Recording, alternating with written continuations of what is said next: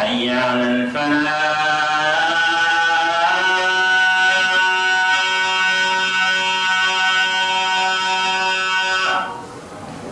حي على الفلاح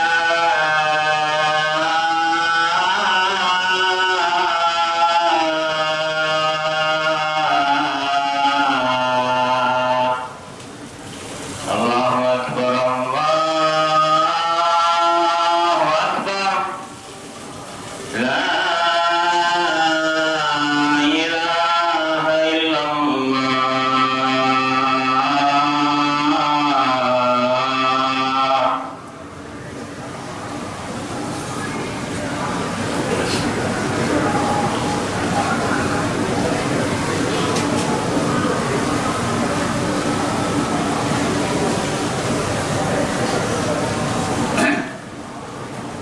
إن الحمد لله نحمده ونستعينه ونستغفره ونؤمن به ونتوكل عليه ونعوذ بالله من شرور أنفسنا ومن سيئات أعمالنا من يهده الله فلا مضل له ومن يضلل فلا هادي له أشهد أن لا إله إلا الله وأشهد أن محمدا عبده ورسوله أما بعد فقد قال الله تعالى في القرآن العظيم والقرآن المجيد أعوذ بالله من الشيطان الرجيم بسم الله الرحمن الرحيم وقال أيضا يا أيها الذين آمنوا اتقوا الله حق تقاته ولا تموتن إلا وأنتم مسلمون اللهم صل على محمد وعلى آل محمد كما صليت على إبراهيم وعلى آل إبراهيم إنك حميد مجيد اللهم بارك على محمد وعلى آل محمد كما باركت على إبراهيم وعلى آل إبراهيم إنك حميد مجيد வானங்களின் பொம்மையை படைத்து அதில் உங்களையும் என்னையும் படைத்து அதை நித்தமும் கண்காணித்துக் கொண்டிருக்கும் அந்த ஏழை நிறுவனம் சாந்தியும் சமாதானமும் நமது உயிரின் மேலான நபிகள் நாயகம் ஸல்லல்லாஹு அலைஹி வஸல்லம் அவர்கள் மீதும் அவர்களை பின்பற்றிய சத்திய சகாபாக்கள் மீதும் இன்னும் இங்கு அமர்ந்திருக்கின்ற உங்கள் மீதும் என் மீதும் என்றென்று நிறுவனமாக பலவிதமாக எனது இந்த ஜும்மாவுடைய ஆர்வம் செய்கிறேன். கணிதக்கூடிய அல்லாஹ் நல்லடியார்களே, இந்த ஜும்மா உரையில் பொறுமை மற்றும் தொழுகை மூலம் உதவி தேடுங்கள் என்ற தலைப்பில் குர்ஆன் ஹதீஸ் அடிப்படையில் சில விஷயங்களை உங்களுடன் பகிர்ந்து கொள்ள எண்ணியுள்ளேன். இந்த தலைப்பு நீண்ட நெடிய தலைப்பு.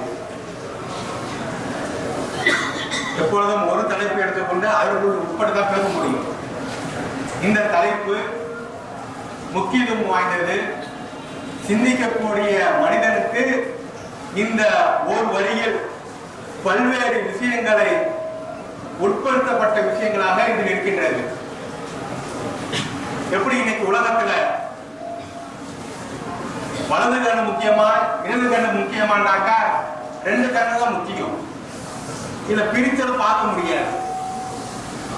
இன்னும் சொல்ல போனால் அல்லாஹ்வுடைய வல்லமை எந்த அளவிற்கு என்றால் ஒன்னோட ஒண்ணு மிகுத்தி தான் வச்சிருக்கின்றான்.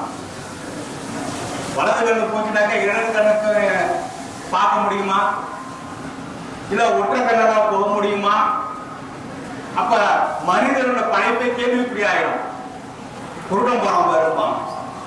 அப்ப எந்த கண் இருந்தாலும் அது முக்கியம்தான். என்ன ஒண்ணு சிறப்புகள் வேணா கூடுதலாக இருக்கலாம். ஏன்னாக்கா அறிவியல்ல கூட இந்த சோத்துக்கு பைக்கு உள்ளதுக்கெல்லாம் கொஞ்சம் கூடுதல் வலிமை உள்ள பானமாக தான் இருக்கின்றது. இன்னும் சொல்ல போனாக்கா இந்த பட்டிமன்றம் இந்த காலத்துல மிக பிரபலமாக இருக்கின்றது. அதுல கூட கலைப்பான வைப்பான். உங்களுக்கு பிடித்தமானவர்கள் மனைவியா அம்மாவா? எல்லாம் பிறந்தவர்கள் தான், எல்லாமே பிடித்தவர்கள் தான். ஒன்னு ரெண்டு விஷயத்துல மார்க்கத்தின் அடிப்படையில ஒருத்தவங்க சிறந்தவர்களாக இருப்பார்கள். தாய், அது மாற்று கருத்து இல்லை. அதே எனக்கு தாய் தான் வேண்டும், மனைவி இல்லைன்னாச்சு இந்த சங்கிலி தொடர் வராது. சிந்திக்கக்கூடிய மக்களுக்கு விலகிக் கொள்வீர்கள். அதே போல சின்ன பிள்ளைங்கிட்ட கேட்போம், உனக்கு அத்தாவை பிடிக்குமா அம்மாவை பிடிக்குமான்னு இருக்கு. இது எங்க போய் முடியும்? யோசனை பண்ணி பாருங்க. அப்ப அம்மா தாய் தான் சிறந்தவர். தாயோட விஷயத்துல கேட்கப்பட கணவன் மனைவிட கணவன் சிறந்தவர். இதெல்லாம் மார்க்கத்துல ஒரு சில விடைகளா இருக்கு. இது நீண்ட நடி அது ஒரு தலைப்பு. அப்ப அத்தா முக்கியமா அம்மா முக்கியம், ரெண்டு பேரும் தான் முக்கியம். அதுவும் சைக்கிள் தொடர்பு போகிறதுதான். ஒருத்தவங்களுக்கு இந்த பிள்ளைகளுடைய அந்த பரிமாண வளர்ச்சி இருக்காது. இப்படி உலகத்துல எடுத்துக்கொண்ட விஷயங்கள் அனைத்தையும் எடுத்துக்கொண்டோம் என்றால் எல்லாமே நமக்கு தேவைதான். அது போலதான் இந்த தலைப்பு 3 தலைப்பு உள்ள வருது. என்னது? தொழுகை, பொறுமை, உதவி தேடக்கூடிய விஷயம். இந்த 3ஐயும் அல்லாஹ் தஆலா ஒண்ணா கொண்டு வந்து இது யார்கிட்ட இருக்கோ அந்த துஆவத்தை நான் அங்கீகரித்துக் கொள்வேன் என்கிறான். அப்ப 3ஐயும் நம்ம தனித்தனியா பிரிச்சு பார்க்கணுங்க.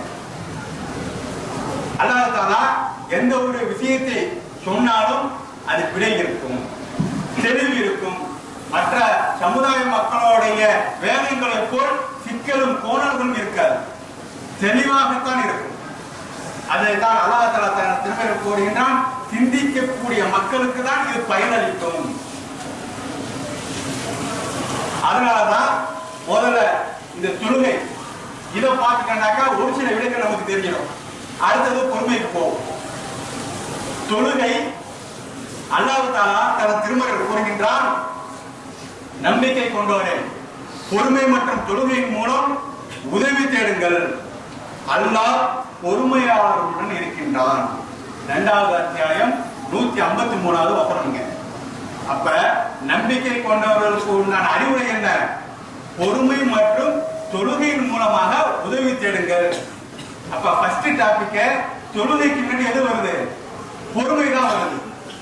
இப்ப பொறுமை எந்த அளவிற்கு இன்றைய காலகட்டம் மட்டுமல்ல, 1400 ஆண்டுகளுக்கு முன்பாகவே நமது உயிரின் மேலான நபிகள் நாயகம் ஸல்லல்லாஹு அலைஹி வஸல்லம் அவர்களுக்கு இறக்கி இந்த இறைவசனத்துல அல்லாஹ் குறிப்பிடுகிறான் என்றால் அந்த பொறுமையோட தத்துவம் விளங்கிக் கொள்ள வேண்டும். அது நபிமார்கள்ட்ட உள்ள பொறுமைகளை அதையும் நாம பின்னாடி பார்ப்போம். இன்னும் நபி தோழர்களுக்கு உள்ள பொறுமையை நம்ம பின்னாடி பார்ப்போம். இன்னும் நம்மிடத்தில் மனிதர்களாகிய நம்மிடத்தில் உள்ள பொறுமையும் ஒரு அளவுகோலா வச்சு பார்ப்போம். இதெல்லாம் முன்னாடி அதுதான் அல்லாஹ் பொறுமையை தான் முன்னாடி கொண்டு வரான். இதனால் தொழுகையை பார்த்து விட்டு பொறுமையை பார்த்தோம் என்றால் உங்களுக்கு அது உலக நடப்போட ஒப்பிட்டு சொல்லும் பொழுது ஒரு சில விஷயங்கள் நம்மிடத்தில் என்னென்ன குறைகள் இருக்கின்றது அதை தீர்ப்பதற்கு என்ன வழி? அல்லாஹ் இந்த காரியத்தை சொல்கிறான் என்றால் அதற்கு நான் நன்மைகளை வழங்குகிறான் என்றால் அப்ப நம்மளுடைய காரியம் அதே போல் இருக்க வேண்டும் என்று நம்மளை நாமளே சுய பரிசோதனை செய்து கொள்வதற்கு இது வழிவகுக்கும். அப்ப தொழுகை பற்றி அல்லாஹ் தஆலா கூறும் பொழுது தொழுகை என்பது கடமையானது. எப்படிங்க? ஒவ்வொரு முஸ்லிம்களுக்கும் 5 தூண்களில் இருக்கின்றன சொல்லுவாங்க. சின்ன பிள்ளைங்க மதரசாவுக்கு போகும்போது சொல்லி தருவாங்க. அப்ப அதுல ஒன்று தொழுகை. அப்படியாப்பட்ட அந்த தொழுகையை நாம எந்த அளவிற்கு நடைமுறைப்படுத்தி வந்து கொண்டிருக்கின்றோம்? அதாவது இந்த யாரையும் குறை சொல்வதற்காக இல்லை. ஏன்னா ஆதமுடைய மக்கள் தவறு செய்யக்கூடியவர்கள் தான். அதுல ஃபர்ஸ்ட் கேள்வியை இந்த தொழுகையில தான் ஆரம்பிக்கும். நம்ம பிளஸ்ஸா மைனஸா? மைனஸா உள்ளவர்கள் பிளஸுக்கு மாறிடணும். பிளஸ்ஸா இருந்துச்சுனாக்கா இன்னும் அல்லாஹ் தஆலா அந்த தொழுகையில என்னென்ன விஷயங்கள்லாம் சொல்கின்றானோ அதை நாம நடைமுறைப்படுத்துவதற்கு நம்ம மாறிக்கொள்ளணுங்க. ஆகினால்தான் இந்த தொழுகை விஷயத்துல கடமை என்பதை முதலில் அல்லாஹ்வுடைய அருளால நாம முதல்ல புரிந்து கொள்ள வேண்டும்.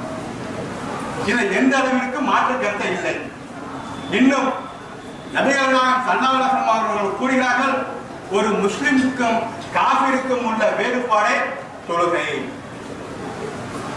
இதற்கு மேல ஒரு எடுத்துக்காட்டுலாம் போய் காமிக்கணும்னு அவசியமே கிடையாது.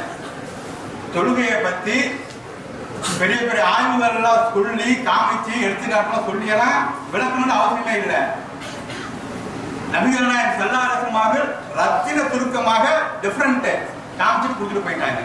ஒருவனுக்கு தொழுகை இல்லை என்றால் அவன் காஃபிர்.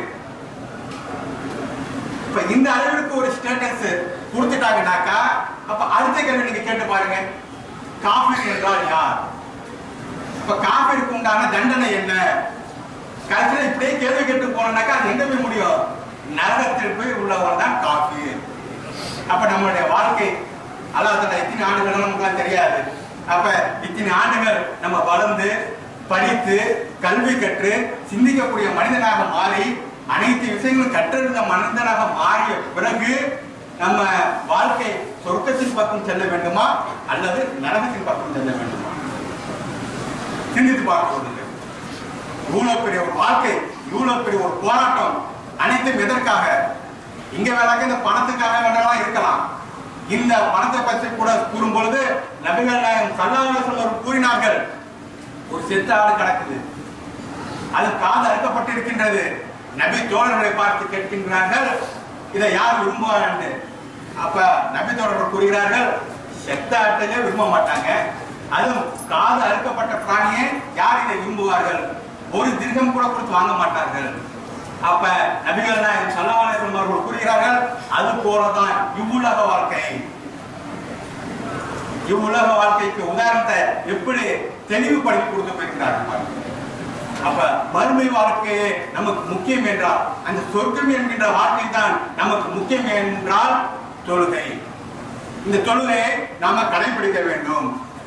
இன்னும் தொழுகை என்பது இத்தோடு நம்ம விட்ட முடியாதுங்க. அல்லாஹ் தஆலா தன் திருமறையில் கூறுகின்றான், தொழுகை என்பது தீமையான காரியங்களை தடுக்கும். நன்மை ஒரு பக்கம், தீமை ஒரு பக்கம் வரும். சைத்தான் எந்த ரூபத்தில் வருவாய் என்பதற்கு விதிவிலக்க இதுல நீங்க கண்கூடாக பார்க்கலாம்.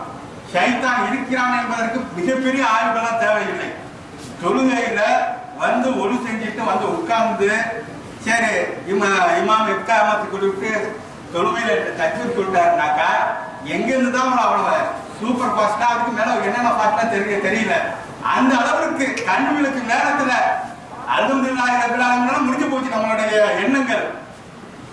சைத்தான் வந்துட்டானா இது எனக்கு மட்டும் விதிவிலக்கல, உங்களுக்கு மட்டும் விதிவிலக்கல்ல, அனைவருக்கும் இது பொருந்தும். சைத்தான் இருக்கிறான். அது தொழுகைக்கு கரெக்டா வந்துடக்கூடிய ஒரே மனிதன் அவன் தான். சைத்தான் ஆய்வு செய்ய வேண்டும் என்கக்கூடிய விரும்பக்கூடிய மனிதர்கள் சைத்தான் எப்படி இருப்பான், அவன் எங்கே வருவான், எப்படி வருவான் என்ற கேள்விக்கு உங்களுக்கு விடை வேண்டும் என்றால் பள்ளிவாசலுக்கு வந்துருங்க, தொழுகையில நெல்லுங்க, ஈஸியா உங்களுக்கு விடை தெரிஞ்சு போயிடும். தொழுகையில சைத்தான் வந்துட்டான்டாக்கா பாஸ் தான், சைத்தான் இருக்கின்றான். இதற்கு யாருக்கும் உதாரணம் சொல்ல முடியாது. நபிகள் நாயகம் ஸல்லல்லாஹு அலைஹி வஸல்லம் கூட அந்த தர்மார் இருக்கிறார். எத்தனை நபி தோழர்கள் கேட்கிறார்கள், தொழுகை என்ன சுருக்கப்பட்டு விட்டதா அல்லாஹ்வின் தூதரே? அப்ப என்ன மேட்ரு ஓவர். அப்ப நமக்கு மட்டும் நம்ம விதிவிலக்கா? நம்மளும் அந்த கேட்டகரியில தான். அப்ப சைத்தான் இருக்கக்கூடிய விஷயத்திற்கு அது ஒரு காரணம். அப்ப நம்மளுடைய தவறுகளை குறைத்துக் கொள்ள வேண்டும். நம்மளுடைய எண்ண ஓட்டங்கள் எல்லாமே சைத்தானுடைய பிரதிபலிப்பு தான். நற்காரியங்கள் நல்ல விஷயம் செய்யக்கூடிய விஷயங்களா தூண்டுகின்ற ஒரு காரணம் இருக்கிறது என்றால் அல்லாஹ்வுடைய இறையச்சம். இது வரும்பொழுதுதான் நம்ம ஒரு பயான் சொல்றோம், ஒரு தர்மம் பண்ணுங்க, அந்த சகோதரி ஏழ்மையில் இருக்கிறாங்க, விதவை, அந்த குர்ஆன் ஹதீஸ்லாம் சொல்லும் பொழுது இறையச்சம் நம்மளோட உள்ளத்தில் தைக்கும். 100 ரூபா போடுற இடத்துல ஒரு 200 ரூபா போடுவோம். இப்படி நம்மளை மாற்றி விடும் நற்காரியங்கள். அதே மாதிரி தீமையான காரியம் சைத்தான் போடுவோம். சினிமாவுக்கு போகணும், அது சூப்பர் படம் தான், ஏன்னா இன்னைக்கு டிக்கெட் கிடைக்கல, டிவிடி எடுத்து வாங்கிட்டு போய் போட்டு பார்த்துக்கணும். இப்படி தீமையான காரியத்துக்கு நம்மளை வழி கொண்டு போறவன் சைத்தான். அப்ப பள்ளியோட தொடர்பு, தொழுகையில உள்ள தொடர்பு இருந்தோம் என்றால் இந்த சைத்தான் நம்மிடத்தில் வரமாட்டான், தீய சிந்தனைகளை நம்மிடத்தில் போட மாட்டான். இது ஒரு கேடயங்க. எப்படி ஒரு போர்க்களத்திற்கு ஒரு வாள் வந்து ஒரு பாதுகாப்பிற்கோ அது அடுத்தவர்கள் எதிர்களை வீழ்த்துவதற்கு நம்மளை தற்காத்துக் கொள்வதற்கு கேடயம் முக்கியம். அது வந்து போர்க்காலத்துல ஒரு கையில வாழும் ஒரு கையில கேடயத்தோட தான் இருப்பாங்க. அதே போல கேடயமாக சைத்தான் நம்மிடத்தில் இருந்து தடுக்கப்பட வேண்டும் என்றால் இந்த தொழுகை ஒரு கேடயம். அதை நாம பார்க்கணும். இன்னும் தொழுகைக்கு தூய்மை அவசியம். இதெல்லாம் ஏன் சொல்றேன்னாக்கா, ஏதோ வந்தோம் தொழுதோம், நானும் பள்ளிவாசலுக்கு போறேன், நானும் பள்ளிவாசலுக்கு போறேன், 5 வேளை தொழுதுக்கு வந்துட்டேன், சுண்ணத்து தொழுதேன், இதெல்லாம் ஈடுபடாது. இதெல்லாம் வேண்டாக்கா உங்களுக்கு வேண்டா சொல்லிக்கலாம். நானும் அஜருக்கு கரெக்டா எந்திரிச்சிட்டேன், ரொஹருக்கு கரெக்டா போயிட்டேன், அஷரு மகருக்கு இஷா சொன்னது அனைத்து பர்ஃபெக்ட். போயிட்டு வரதுக்கு சிசி கேமரால விட தெரிஞ்சுக்கலாம், இல்ல உங்க வீட்டுல உள்ளவங்க தெரிஞ்சுக்கலாம். 5 வேளையும் சரியா அல்லாஹ்வுடைய நேரத்தில் வாங்கி சொன்னோட பள்ளியை நோக்கி என் பிள்ளை செல்கின்றார், பள்ளியை நோக்கி என்னுடைய கணவர் செல்கின்றார் என்று இப்படி வேணா நினைச்சுக்கலாம். இந்த ஒரு விஷயம் அல்லாஹ்வுக்கும் உங்களுக்கும் உள்ளது. நம்மளுடைய தொழுகை எப்படி இருக்க வேண்டும் என்கின்ற அந்த உட்கோட்டுக்குள்ள வர வேண்டும் என்றால் இவ்வளவு விஷயங்களும் இருக்கு. அப்ப தொழுகைக்கு வேண்டும் என்றால் தூய்மை முக்கியம். அந்த தூய்மையையும் அல்லாஹ் தஆலா தனது திருமறையில் வலியுறுத்தி கூறுகின்றான். மற்ற சமுதாய மக்கள்லாம் பாருங்க, இன்னும் ஜும்மாவுக்கு நாம் அந்த குளிப்பு கடமை எந்த ஒரு சமுதாயத்தையும் தொட்டு அவங்களுடைய வேதத்துல பாருங்க எந்த அளவிற்கு நம்ம உன்னதமான மார்க்கத்தில் இருக்கிறோம் என்பதற்கெல்லாம் இதெல்லாம் சிராதிக்கு பண்ணக்கூடிய விஷயங்கள். நம்மளுடைய உள்ளம் ஏற்றுக்கொள்ளும். நகத்தை வெட்டணும், மறைமுகமான முடியை நீக்க வேண்டும், குளிக்கணும், நறுமணம் பூசிக்கணும். எப்படி பாருங்க, எந்த ஒரு மதத்துல அவங்களுடைய வழிபாட்டு தலங்களுக்கு செல்வதற்கு இத்தனை அளவுகள் வைத்துள்ளார்களா என்று விசாரித்து பாருங்கள். ஏதோ ஃபார்மாலிட்டிக்கு குளிக்கிறது வந்து இன்னைக்கு ஒரு ஃபேஷன், ஒரு நாகரிகம், அந்த ஸ்டைல தான் போயிட்டு இருப்பாங்க. நகம் வெட்டினாதான் நீ வரணுங்கிறதெல்லாம் சொல்லி கொடுத்துருக்கா. சிறுநீர் கழிச்சுட்டு வந்தாக்கா உள்ள வரும் பொழுது தூய்மையோட அதுக்கு தண்ணி ஊற்றிட்டு காலம் நினைச்சிட்டு வரணும்னு எங்காச்சும் சொல்லியிருக்கா. அவன் அந்த பிரவேசத்துக்கு போய்கின்றானே, இவ்வளவு ஃபார்முலா சென்சார் பண்ணிட்டு போக முடியுமா? நம்மளுடைய பள்ளிக்கு தொழுகை வருவதற்கு எவ்வளவு சென்சார் பாருங்க. அப்ப தூய்மை என்பது எந்த அளவிற்கு முக்கியம், அதையும் நாம விளங்கிக் கொள்ள வேண்டும். இன்னும் உணவுடைய அவசியம், உணவு இல்லை என்றால் தொழுகை இல்லை. அப்படியாப்பட்ட அந்த ஒரு பேசிக்கு எப்படி ஒரு மனிதன் 5 வாட்டி குளிச்சுட்டு வந்தாக்கா ஒரு ஓடை செல்கின்றது, அதில் 5 முறை குளித்தாக்கா உடம்புல அந்த வாடை இருக்குமா, கெட்ட வாடை, வேர்வை வாடை இருக்குமா என்று கேட்கும் பொழுது நபி தோழர்கள் இல்லை என்கிறார்கள். அது போலதான் இந்த 5 வேளை தொழுகைக்கும் ஒளி செய்து வரும் பொழுது அவன் தூய்மை அடைகின்றான், தீய எண்ணங்கள் தடுக்கப்படும் என்கிறார்கள். அப்ப தொழுகைக்கு உண்டான டெபினேஷன் இதுதான். இன்னும் நிறைய இருக்கின்றது. அதை நம்மளுடைய திருமறை குர்ஆனை நம்ம வாசிச்சனாக்கா அல்லாஹ் என்னென்ன கூறுகின்றான். இன்னும் நபிகள் நாயகம் ஸல்லல்லாஹு அலைஹி வஸல்லம் அவர்கள் இந்த தொழுகை பற்றி கூறக்கூடிய விஷயங்கள் எல்லாம் நம்ம ஆய்வு செய்யணும் என்றால் இன்னும் சங்கிலி தொடராக நிறைய செய்திகள் இருக்கின்றது. அப்ப அடுத்ததாக பொறுமை என்கின்ற விஷயத்துக்கு வருவோம். இந்த பொறுமை என்பது மனிதனுக்கு மிகவும் முக்கியமாக இருக்க வேண்டிய விஷயம். ஆனால் இன்றைக்கு உலகத்தில் எடுத்துக்கொண்டோம் என்றால் மனிதன் அவசரக்காரனாக இருக்கின்றான், பொறுமையை இழந்தவனாக இருக்கின்றான், கோபத்தின் உச்சத்தில் செல்லக்கூடிய மனிதனாக இருக்கின்றான். இப்படிதான் மனிதனுடைய லைஃப் போயிட்டு இருக்கு. அப்ப இந்த பொறுமை என்ற ஒரு மனிதனுக்கு நிலை என்றால் என்னென்ன விபரீதம் நடக்கும் சிந்தித்து பாருங்கள். நம்மிடத்தில் இந்த ஆய்வை செய்வதற்கு முன்பாக நபிகள் எத்தனையோ நபிமார்கள் வந்துள்ளார்கள். அது நம்மளோட திருமறை கூறுகின்றது. அதுல ஒவ்வொரு விஷயத்திலையும் ஒவ்வொரு நபிகளிடத்திலும் ஒரு படிப்பினை இருக்கின்றது. மூசா அலைஹிஸ்ஸலாம் எடுத்துக்கொள்ளுங்கள். அவர் எந்த அளவிற்கு கோபக்காரர், அது நீண்ட நெடிய இறைவசனங்கள். அப்ப மூசா அலைஹிஸ்ஸலாம் அவர்கள் அல்லாஹ் ஒருவனை காண்கின்றான், இவரிடத்தில் நீங்கள் சென்றீங்கன்னா பல விஷயங்களை கற்றுக்கொள்ளலாம் என்று. அப்ப அவரை சந்திக்கும் பொழுது அந்த மீன் எங்க விட்டு சென்றார்களோ அந்த இடத்துல காணுங்கன்றது திருமறை வசனம். அது கூட நான் போகல. அப்ப அந்த தோழரை சந்தித்தவுடன் அவர் கேட்ட கேள்வி என்ன, மூசா அலைஹிஸ்ஸலாம் அவர்களை பார்த்து, நீ பொறுமையாளராக இருக்க மாட்டீங்க, நீ எப்படி என்ன ஃபாலோ பண்ணுவ?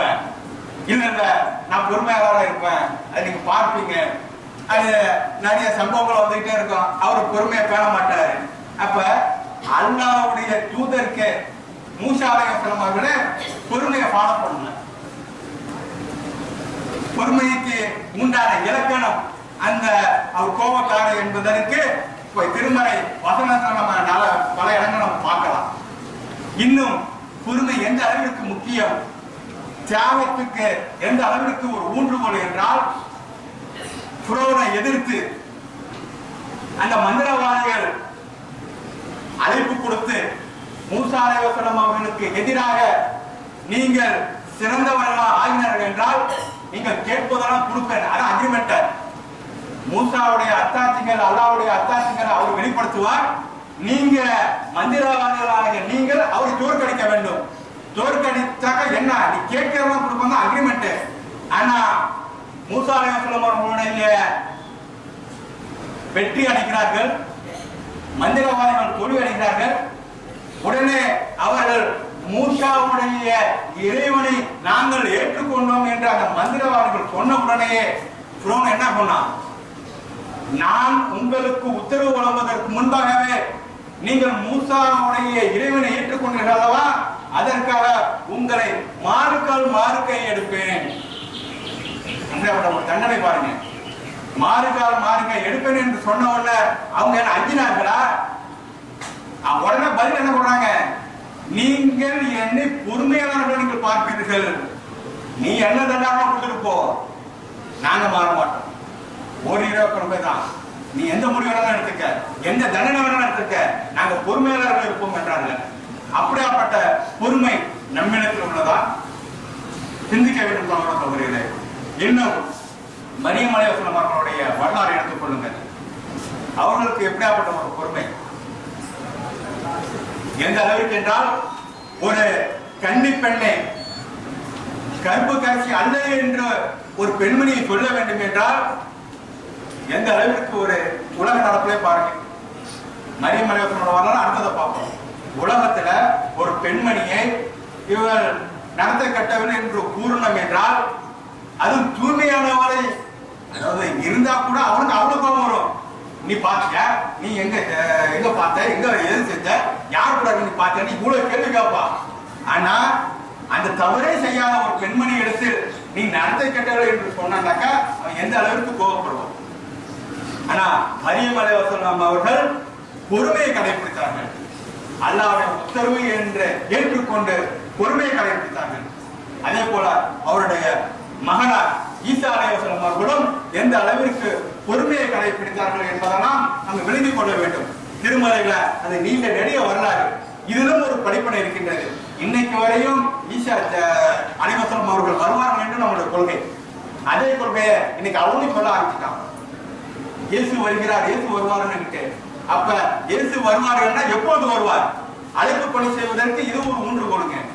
இயேசு வருவார் நீ சொல்றல, நானும் வருவார்னு சொல்றேன். நீ எப்போ வருவார்னு சொல்லு, நான் எப்போ வருவார்னு நான் சொல்றேன். அவனால சொல்ல முடியாது, நம்மளால சொல்ல முடியும். ஆனா அந்த அழைப்பு பணி நம்ம எடுக்கிறோமா? எடுக்கல.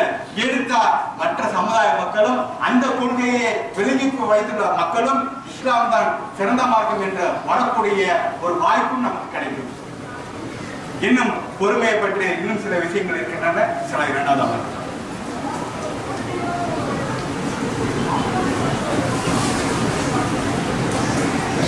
அல்ஹம்துலில்லாஹ். இந்த பொறுமையில இப்ராஹிம் அலைஹிஸ்ஸலாம் அவர்களை தவிர்த்து ஒரு உதாரணத்தை சொல்லாமல் இருக்க முடியாது. ஏனென்றால் அல்லாஹ்வுடைய நண்பர் என்று பிரகடனப்படுத்தக்கூடிய அளவிற்கு இப்ராஹிம் அலைஹிஸ்ஸலாம் அவர்களுடைய வரலாறு, அந்த வரலாற்றினுடைய சிறப்பாக அவர் இந்த சிலை வணக்கங்களை உடைத்தெறிந்த காரணத்தினால் அவருக்கு அந்த ஊர் மக்கள் கொடுத்த தண்டனை நெருப்புல போகக்கூடிய அளவிற்கு அவர்கள் ஒரு சட்டத்தை ஏற்று அதை நடைமுறைப்படுத்தக்கூடிய காட்சிகளை நம்ம திருமண பார்க்கும் பொழுது பொறுமை எந்த அளவிற்கு ஒரு மனிதனுக்கு அவசியம். இன்னைக்கு நம்மளை ஊர் நீக்கம் பண்ணாலும் கொதிக்கிறோம். எத்தனை வருஷமா நான் இந்த மண்ணில் இருக்கின்றேன், எத்தனை வருஷமா வரி கட்டுறேன், எத்தனை வருஷமா நான் சந்தா கொடுக்குறேன், எத்தனை வருஷமா நான் கஞ்சிக்கு பணம் கொடுத்துருக்கேன், என்ன போய் நீக்கி விட்டான் பாரு. மனிதன் தானே, நம்ம என்ன மாணவர்களா? நமக்கு கோபம் வரதான் செய்யும். ஆனா அவர்கள் பொறுமையை கையாண்டார்கள். பொறுமையை கையாண்டதன் விளைவாகத்தான் அவர்கள் வெற்றி அடைந்தார்கள். எந்த அளவிற்கு என்றால் ஏகத்துவத்திற்கு சொந்தக்காரர்கள் அவருடைய உதாரணத்தை நாம கூறும் பொழுதுதான் மக்கள் சிந்திக்கின்றார்கள். பெரிய பெரிய சிலைகளை உடைத்து விட்டு அதை காட்டிலும் ஒரு பெரிய சிலையை மட்டும் விட்டு மற்ற அனைத்து சிலைகளும் உடைத்து விட்டு போய்விடுகிறார். அப்ப கடைத்தெருக்கு போயிட்டு வந்த அந்த மக்கள் பேசிக் கொள்கிறார்கள், நம்மளுடைய தெய்வத்தை இவ்வாறு செய்தது எது, யார்? அப்ப இப்ராஹிம் ஒருத்தவன் ஏகத்துவத்தை பத்தி சொல்லிட்டு இருக்கா, சமுதாய பொறுத்து செஞ்சுட்டு இருக்கான், அவன் தான் இதை செஞ்சிருப்பான், கொண்டு வந்த ஆளு. அப்ப அவர்கள் விசாரிக்கிறார்கள், இப்ராஹிமே எங்களுடைய வணக்கக்கூடிய இந்த தெய்வங்களை நீனா எப்படி செஞ்ச? நான் செஞ்சேனா? நானா செய்யல. அப்புறம் யார் செஞ்ச? நீ கடவுளுக்கு விட்டு வச்சிருக்கல, அது எடுக்க. அப்ப அவர்கள் கூட பேசிக்கிறார்கள், எப்படி சிலை பேசுவோம், தங்களுக்கு கூட பேசிக் கொள்கிறார்கள். அப்ப ஏகத்துவத்தை எந்த அளவிற்கு பொறுமையாக இருந்து சிந்திக்கக்கூடிய வகையில ஏகத்துவத்தை எத்தி வைக்கிறார்கள் என்றால் அந்த அழைப்பு பணியை நாம செய்யுமா வேணாமா? நம்ம இடத்துல உடைக்கணும் அவசியம் இல்லை. இன்னைக்கு மக்கள் அந்த சமுதாய மக்களும் சிந்திக்கக்கூடிய மக்களாக தான் இருக்கிறார்கள். கல்வியில் உயர்ந்த நிலையில் இருக்கிறார்கள். நம்மளுடைய இறைவசனங்களை இவ்வாறு ஒப்பிட்டால படியுங்கள், படித்து நீங்கள் சிந்தியுங்கள். உங்களுடைய சாட்சி, கேள்வியும் நீயே, பதிலும் நீயே. அல்லா நீ நேர்வழி இஸ்லாத்தின் பக்கவா, இல்லையா அல்லா விட்டவன். இது நமக்கு மட்டுமா? இறை தூதர் ஒரு சில துவாதான் கேட்கிறாங்க. அவர் காப்பிரா இருக்கிறாரு, துவா கேட்கிறாங்க. இதெல்லாம் ஓ வேலை என்னங்கிறான் அல்லாஹ். இப்படி இன்னும் சொல்லிக்கொண்டே போகலாம். இன்னும் இஸ்மாயில் அலைஹிஸ்ஸலாம் அவர்களுடைய பொறுமையை பாருங்க. ஆடவருக்கு குர்பானி கொடுக்குற மாதிரி கனவு கண்ட உடனே அந்த இஸ்மாயில் அலைஹிஸ்ஸலாம் என்ன கேட்டார்கள்? இது உங்களுடைய உத்தரவா அல்லாஹ்வுடைய உத்தரவா? அல்லாஹ்வுடைய உத்தரவு என்றவுடன் என்னை நீங்கள் பொறுமையாளர்களாக காண்பீர்கள். இன்னைக்கு நம்ம பிள்ளைங்களா இருக்க முடியுமா? முதல்ல நீ படு பார்ப்போம், நான் முன்னாடி சரிங்களா? அப்படியாப்பட்ட ஒரு காலம். நீங்க ஒரு பேச்சை கொடுத்து இன்னைக்கு உள்ள ஜெனரேஷன் ஃபோர்த் ஜெனரேஷன் இதே மாதிரி கேள்வி நீங்க முன் வைக்க முடியாது. எதிர்கேள்வி கேட்டு அவன் நம்மள மறைக்கிறான். ஆனா அன்னைக்கு எப்படி இருந்தார்கள்? அல்லாஹ்வுடைய கட்டளை என்றால் கட்டுப்படுவேன், என்னை பொறுமையாளராக பார்ப்பீர்கள். அப்படியாப்பட்ட ஒரு மார்க்கம் எல்லாமே நமக்கு பிராக்டிக்கல். நமக்கு உதாரணம் அடுத்தவங்க பார்க்கணும் அவசியம் இல்லை. நம்மளுடைய திருமலை குரான், நம்மளுடைய நபிமார்களெல்லாம் பார்த்தோம்னால பொறுமை நமக்கு தானா வந்துவிடும். இன்னும் ஜக்கரியா அலைஹிஸ்ஸலாம் அவர்கள் வயது ஆன பிற்பாடு தள்ளாத வயதில் கேட்கிறாங்க, எனக்கு ஒரு பிள்ளை கூடியாதான்னு. அப்ப பொறுமையா இருந்தாங்க அல்லாஹ். அப்ப பொறுமையா இருந்தாங்க. அப்ப எங்க என்கின்ற பெயரு சூட்டி அல்லாஹ் அறிமுகம் செய்கின்றான். உனக்கு ஒரு பிள்ளை பிறக்கும், அதற்கு எங்க என்று பெயர் சூட்டிட்டு. அப்ப பொறுமையா நம்ம இருந்ததுனால அவருக்கு கொடுத்த அல்லாஹ் கிஃப்ட். ஆனா இன்னைக்கு நம்மளுடைய சமுதாய மக்கள் எப்படி போயிட்டார்கள்? ஒரு வருஷம் ஆச்சா கல்யாணம் ஆகி புள்ள பிறக்கிற போ பாருங்க, மருத்துவம் பாருங்க, அவர் மாற்று கருத்து இல்லை. அல்லாஹ் மருத்துவத்துக்கு அனுமதிக்கின்றான். அதை தாண்டி 5 ஆண்டுகள் போயிடுச்சுனாக்க மருத்துவத்தை அல்லாவே நம்புறது இல்லை, மருத்துவத்தையும் நம்புறது இல்லை. மரம், மட்டை, கல்லு, மண்ணு எல்லாத்தையும் நம்பி ஈமான அழகு வைத்து விட்டு ஒரு காரியத்தை செய்கிறீர்களாமா? அங்க தாங்கி நிற்குது. இப்ப இணை வைப்பு பக்கம் போயிட்டீங்கன்னாக்கா அப்ப உதவி யாரிடத்தில் தேட வேண்டும் என்று அல்லாஹ் தஆலா தன் திருமறையில் கூறுகின்றான். என்னிடத்தில் கேளுங்கள், அது என்னிடத்தில் உரியது என்கின்றான். இப்ப நீங்க பிள்ளை வரம் யாரிடத்தில் கேட்கிறீர்கள்? சம்மந்தமில்லாத ஆட்கள்கிட்ட கேட்கிறீங்க. அப்ப பொறுமையாளராக இருக்கிறது. அல்லாஹ் நாடினால் உங்களுக்கு ஆண் மகன் வழங்குவான், அல்லாஹ் நாடினால் உங்களுக்கு பெண் மகன் வழங்குவான், இரண்டும் வழங்குவான், அல்லது மரணம் ஆக்குவான். அப்ப அதுக்கும் பொறுமையாக இருந்தால் அதற்கும் உங்களுக்கு நற்குழி என்கின்ற விஷயத்தை மறந்து விடாதீர்கள். இன்னும் யூசுப் அலைஹிஸ்ஸலாமுடைய வரலாறு அழகிய வரலாறு என்று பரிசாற்றக்கூடிய வரலாறு. எப்படியாப்பட்ட ஒரு பொறுமை! ஒரு அழகிய பெண் வந்து கூட அவர் அதை தவிர்த்து கொண்டு வருகிறார் என்றால் எந்த அளவிற்கு பொறுமை வேண்டும். இன்னைக்கு ஒரு மனிதன் மாறுவதற்கு காரணம் இந்த இளமை பருவம். இந்த இளமை பருவம் மட்டும் நம்மிடத்தில் கொள்கை உறுதியோட இருந்தாக்கா மாற முடியாது. இல்லைன்னாக்கா சைத்தான் வழிகாட்டி விடுவான். எந்த அளவிற்கு என்றால் அல்லாஹ்வே சொல்கின்றான், என்னுடைய அனுமதி மட்டும்தானாக்கா யூசுஃபும் கருகிருப்பார். இளைஞர் தானே, இன்னைக்கு எடுத்துக்கொள்ளுங்க. இளைஞர்கள் எல்லாமே அந்த காதல் என்கின்ற அந்த 3 வார்த்தையில வராம யாரும் இருக்க முடியாது. அந்த அளவிற்கு போயிடுச்சு. சைத்தான் எந்த அளவிற்கு வழி கிடைக்கிறாங்க என்றால் ஒரு பெண்மணியை பார்த்துட்டு இவதான் நல்லா இருக்காங்க மாப்பிள்ள நின்று அறிமுகப்படுத்தினாக்கா மாப்பிள்ள லட்டு கழுத்துக்கு ஆசையா, இப்படி ஒரு காமெடி. எந்த அளவிற்கு அல்லாஹ்வுடைய மார்க்கத்தை விட்டு கொடுத்து விட்டு, ஏன்னா நாகரிகம் என்ற பெயர் எந்த நாகரிகம் என்றால் அல்லாஹ்வுடைய தூதரும் காட்டி தந்த அந்த நாகரிகத்தை மீறி சைத்தான் சொல்லக்கூடிய நாகரிகத்தை பக்கம் செல்கிறான் அல்லவா? பொறுமையோட இளைஞர்கள் மறந்து திசை மாறி சென்று விட்டால் அது பெண்களை குறிக்கும். வர வழியில கூட அந்நிய ஆண் அந்நிய பெண் உரையாடல் என்னன்னே தெரியல. சும்மா போற நேரத்தில் இந்த சந்திப்பு. அப்ப ஒரு மனிதன் திசை மாறி சென்றான் என்றால் பொறுமையை இழக்கக்கூடிய காலம் இந்த காலம். இன்னும் நம்மிடத்தில் பொறுமை இருக்க வேண்டும். நபிமார்களுடைய வரலாறுலாம் பார்த்துட்டோம். நம்மிடத்தில் உள்ள பொறுமையையும் நாம் கடைபிடிக்கும் எந்த அளவிற்கு என்றால் கோபப்படக்கூடாது. கணவன் மனைவி சண்டையெல்லாம் அற்பமான சண்டை, அதற்கெல்லாம் பஞ்சாயத்து, இதெல்லாம் இருக்கக்கூடாதுங்க. பொறுமை நம்மிடத்துல ரொம்ப முக்கியம். இந்த தொழுகையும் பொறுமையையும் இருந்து நீங்கள் அல்லாஹ்விடம் உதவி தேடுங்கள் என்றால் நீங்கள் வெற்றியாளர்கள். அப்ப அதனாலதான் அல்லாஹ் தஆலா தனது திருமறையில் கூறுகின்றான், எத்தனையோ நபிமார்களுடன் சேர்ந்து எவ்வளோ படையினர் போரிட்டுள்ளனர். அல்லாஹ்வின் பாதையில் அவர்களுக்கு ஏற்பட்ட துன்பத்திற்காக அவர்கள் தளர்ந்து விடவில்லை, பலவீனப்படவும் இல்லை, பணிந்து விடவும் இல்லை, சகித்துக் கொள்வதை அல்லாஹ் விரும்புகின்றான். 3வது அத்தியாயம் 146 வசனம். அப்ப சகிப்புத்தன்மை, அந்த பொறுமை நம்மிடத்தில் இருந்தால் நாமத்தான் வெற்றியாளர்கள், மறுமையிலும் நாமத்தான் வெற்றியாளர்கள். ஆனா அல்லாஹ் தஆலா இன்னும் ஒரு வசனத்தை இந்தியாவுக்கு முடித்துக் கொள்கின்றேன். அல்லாஹ் தஆலா கூறுகின்றான், மனிதன் நன்றி கெட்டவன் என்கின்றான். நன்றிக்கு சொந்தக்காரனாகிய அவனை நாம புறக்கணித்து நினைக்கின்றோம். நன்றி யாருக்குரியது? மனிதனுக்கு மனிதன் செய்யக்கூடிய உதவிக்கு 1000 நன்றி கூறுகின்றோம். எவ்வளவு பெரிய ஒரு அற்புதமான காரியங்கள், அற்புதமான ஒரு இயந்திரம் நம்ம உடல், ஒரு மனைவி, மக்கள், எப்படியாப்பட்ட ஒரு சங்கிலி தொடர், இதெல்லாம் அல்லாஹ் தஆலா நமக்கு வழங்கியுள்ளதை காணும் பொழுது 1000 நன்றிக்கு சொந்தக்காரன் அல்லாஹ் தஆலா. அப்படியாப்பட்ட அந்த அல்லாஹ்வை நன்றி கொள்ளக்கூடிய நன்மக்களாக அல்லாஹ் தஆலா உங்களையும் என்னையும் ஆக்கி அருள் புரிய வேண்டும் என பிரார்த்திதமாக எனது இந்த ஜும்மா முறையை நிறைவு செய்கின்றேன். வாருங்களோட அல்லாஹ் ரப்பில் ஆலமீன். அஸ்ஸலாமு அலைக்கும் வரஹ்மத்துல்லாஹி வபரகாத்துஹு.